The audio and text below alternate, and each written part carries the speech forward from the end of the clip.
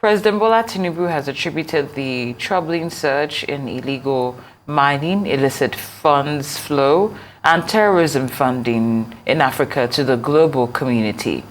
Tinubu, who spoke on Monday while declaring open a two-day African high-level meeting on counterterrorism in Abuja, emphasized that it is the funds from other countries that has been fueling illegal mining in Africa, which has in turn been funding terrorism. According to him, illegal mining has robbed countries on the continent of natural resources. When we seek to address the root cause of terrorism, we must also attack the root that feeds this evil branch. Evolving from the tactics of yesterday, terrorism is becoming a greater threat as it perfects ways to continuously finance itself, re-equip, resupply itself for its sinister mission. Not only does it kidnap people, it kidnaps precious resources, billions of dollars that legitimate government should be using to sculpt better society by providing education, healthcare, and food for its people, now go to pay for weapons and mayhem. Look at illegal mining that plagues so many of our nations today. Those who think illegal mining has no connection with the financing of terrorism are surely mistaken. The international community has both the moral and legal obligation to help in this cause because it is outside money, not African money, that fuels the illegal operations. We shall be knocking on this door of the international community to answer the call for justice, peace, and fair play. Well, that was President Tinubu speaking during the Africa Counterterrorism Summit in Abuja. Joining us now to discuss submissions from that summit and calls for the establishment of a regional counterterrorism center and its likely impact on the anti-terror war is Major General Danjuma Ali Keffi, retired, a former general officer commanding 1st Division of the Nigerian Army, Kaduna. Good afternoon, a very warm welcome to the program. Thank you for having me. Wonderful, sir. Let's get straight into it. Thank you for having me. What are some of your, it's a pleasure to have you, straight into this conversation. What are some of your key takeaways from this conversation and from this robust analysis of the current state of the war against terrorism, specifically pertaining to Nigeria? Okay, thank you very much. Like the President rightly said, the terrorism and also the illegal mining this are being fueled by resources from outside the country, from overseas. That is absolutely correct. And we are facing a situation where if we're not careful with what is going on in some states such as Zamfara, Niger, some part of Kaduna, we will be faced with a situation that is currently ongoing in the Democratic Republic of Congo. So the president is very correct in the point made, and it is desirous that concerted efforts are made to address this issue. This was part of the issues that we discovered earlier. You recall my conversation with you in January early this year, where I highlighted some of the efforts that we made during the time of late General Tahiru, the late Chief of Army Staff, in trying to address. So the issues, the counterterrorism aspect that is ongoing in the Northeast, also that of the Northwest, where is the banditry and kidnapping is being fueled largely by the illegal mining activities. And it is very important that these issues are addressed, just like I earlier highlighted, because of the potential for it to spiral out of hand, and we are plunged into what is happening, that is ongoing in the Democratic Republic of Congo for several years now. Very well said. Thank you so much. Now, when it comes to the details or what was the conclusions that were reached, the summit called for an establishment of a regional counter-terrorism center to coordinate intelligence sharing as well as joint operations among African countries. Now, based on the fact that you are a former high-ranking military officer, what are the critical challenges you foresee in getting countries with diverse national interests and security priorities to effectively collaborate under such framework?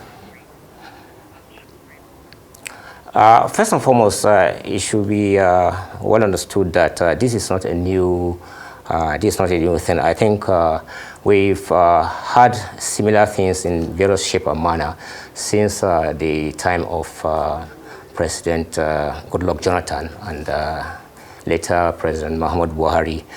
We had such establishment, like you could recall, the Regional Intelligence Fusion Unit, which is a collaboration of various partners, including the United States, France, and Britain, as well as the Sahelian countries, Nigeria, and Lake Chad region countries also, to address this issue.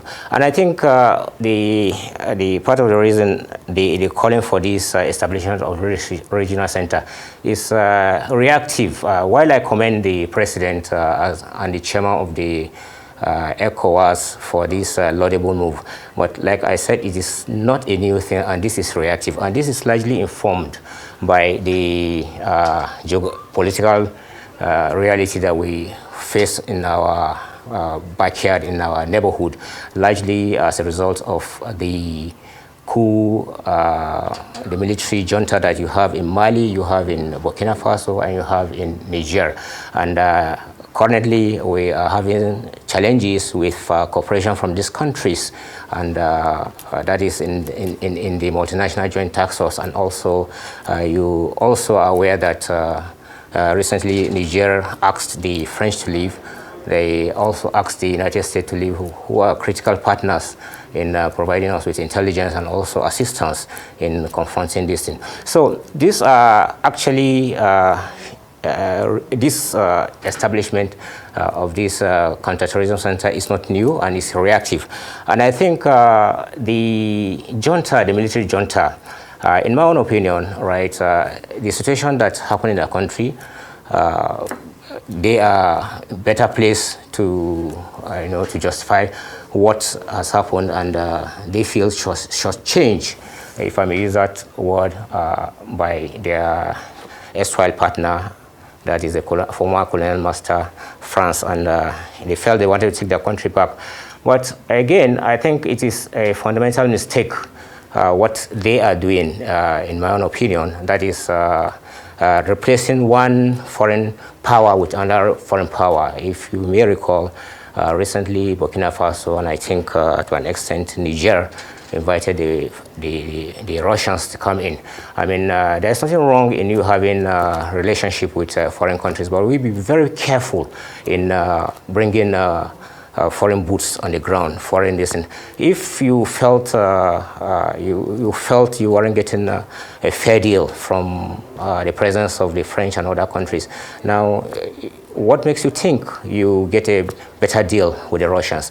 Let us not forget that recently, if you're aware of Nagorno-Karabakh, that is an enclave in Azerbaijan.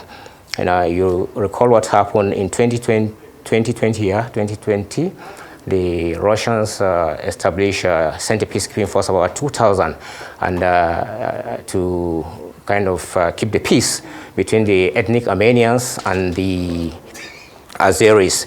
But you recall in September last year, there was a lightning strike by the Azeris, that's Azerbaijan. We all internationally recognize that the enclave belongs to the Azeris, to Azerbaijan. But there was a lightning strike in September last year, and within 24 hours thereabouts, they defeated the separatist movement, that is the ethnic Armenians. So here, the point is, the Russians stood by, did not help them. I mean, they did not intervene.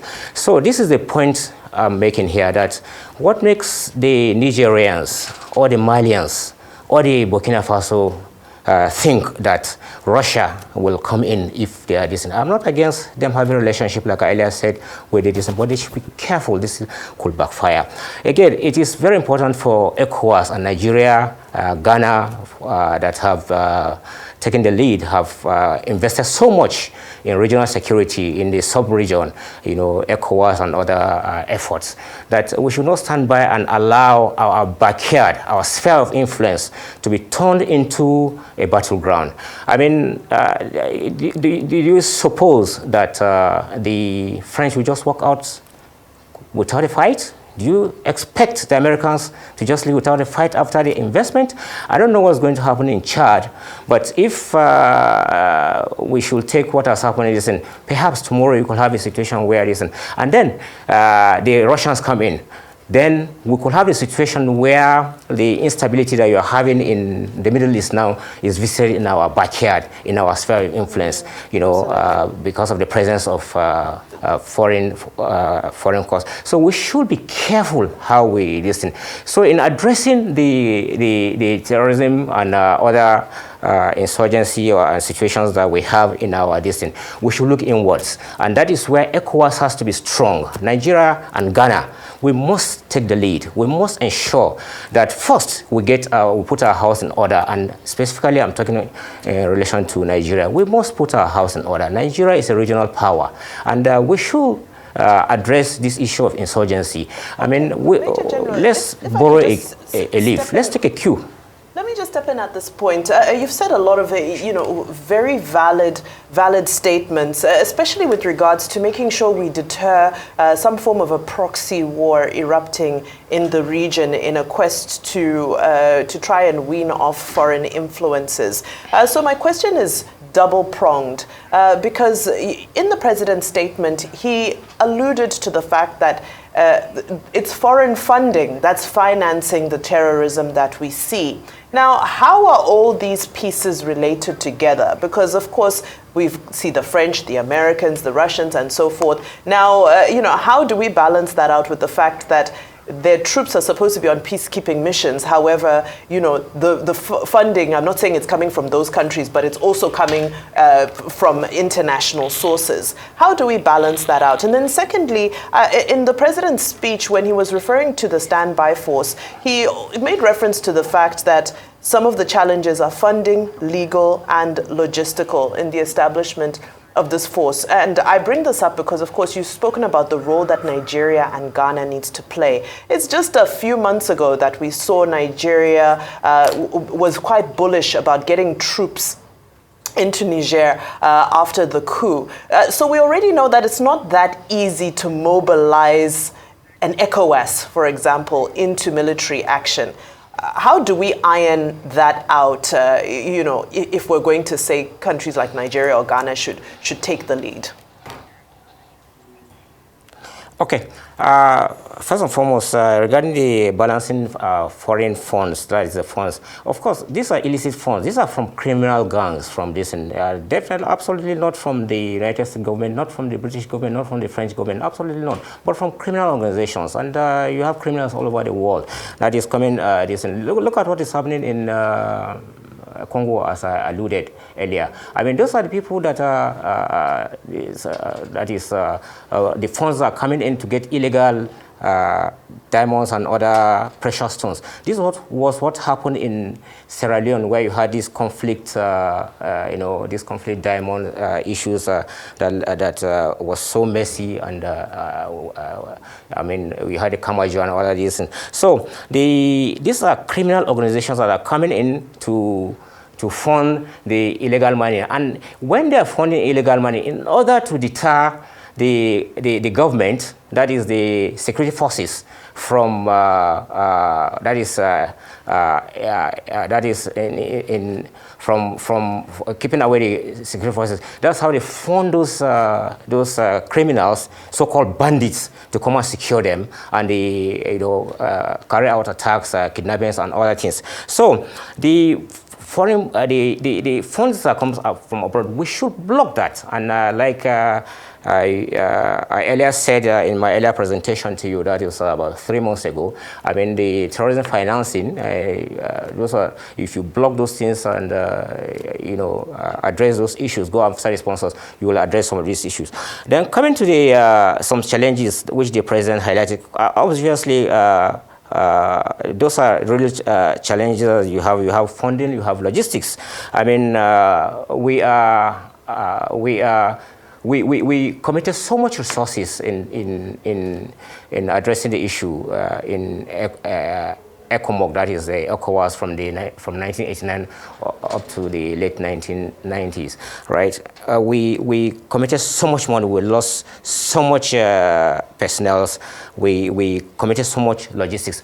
But also, we got some funding assistance from the European Union, from other multilateral organizations, and even the UN. So this setting up of this counterterrorism center that the president is advocating, and also I believe under the auspices of ECOWAS, that they're partnering with other international organizations, right, is a step in the right way, so that we can articulate. And just like you highlighted, that moving into Niger, when the ultimatum was given to them, but it didn't turn out to be this. Well, I wouldn't want to go into that aspect in terms of whether it was right or it was not right. But I absolutely share, and I also agree that military intervention in politics is not a right thing, and it should be rightly condemned. But also the issue of funding logistics, we can use under the auspices of this international, the regional counterterrorism center, to articulate our needs and this. Just like I said, this is not a new thing. We've had under various aspects, various right from Jonathan, President Jonathan, and even lately Muhammad Buhari's administration. This. So, but the thing is, this is a problem that confronts our region, our sub-region. We cannot fold our hands. I mean, we should take the lead. We should not wait for development partners. I mean, we should not wait for foreign fundings to come. Look at what is happening in Europe right now. I mean, Yes, thank you so much. One thing that you said earlier on and at this time is that this is not something that's new, and you also indicated that this is reactive. But when it comes to effective intelligence gathering and analysis, when it comes to this counterterrorism, we know that effective intelligence gathering and analysis are very crucial when it comes to counterterrorism operations. So I'm wondering how this proposed regional center could possibly, overcome the potential challenges when it comes to intelligence sharing, I should say, such as issues of trust, differing intelligence capabilities, and the protection of sensitive information among the countries that are participating. Okay, let's be very clear. I mean, setting up the regional counterterrorism center is one aspect of it. I mean, take for instance the situation we have in Nigeria. Just as is said that all politics are local, so also criminality is local.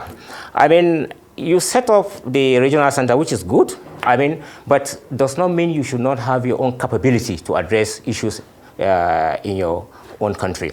So Nigeria, for instance, now, you recall a week ago or some few days ago, General T.Y. Theophilus Danjuma said that it was quite an embarrassment, and that Nigeria, I wouldn't want to I mean, it's not something palatable to say, but he said it that Nigeria has become is a disgrace, a laughing stock of this thing.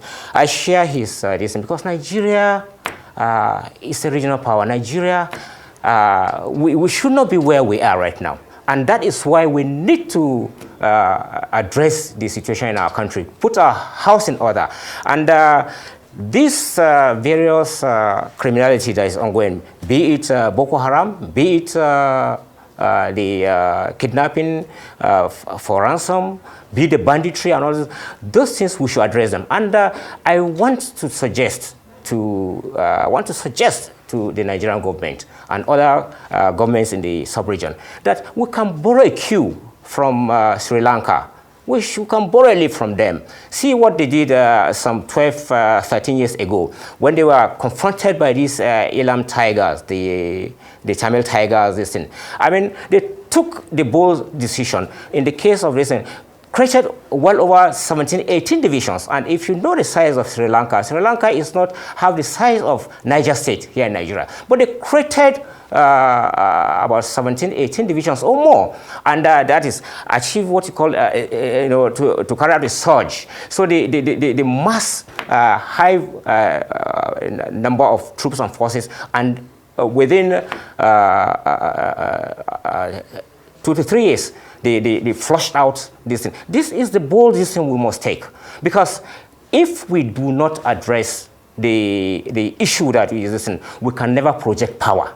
And that is very fundamental. Because if we did not have the problem that we had in Nigeria, I mean, when ECOWAS, under the chairmanship of President Bola Ahmed Tinubu, gave that ultimatum, if Nigeria was regarded as a power, if realistically, if not that we are bogged down in the northeast, bogged down in the northwest, we had an ongoing situation in the southeast and north central of Nigeria, we would have projected power, but we were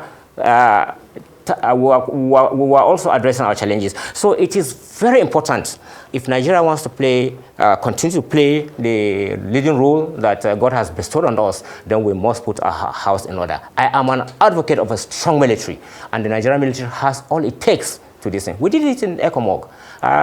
If I may point out, in late General Victor Mawali, when he was the first commander, in order to address the issue in Liberia at that time, for election to hold, right, there was a similar thing, a surge. I was part of it. Then that was in 1997, 98, and that worked wonders. So why can't we do that here? That's right. Nigeria has the resources. We should not wait for development partners. We should not wait for the EU. We should not wait for the United States to come and fund us. We must address this. We are the ones that are this. Major General Danjuma Ali Keffi, retired, former General Officer commanding 1st Division of the Nigerian Army, Kaduna State. Thank you so much for this wealth of wisdom and information that you've shared with us today. We are truly thankful for your time.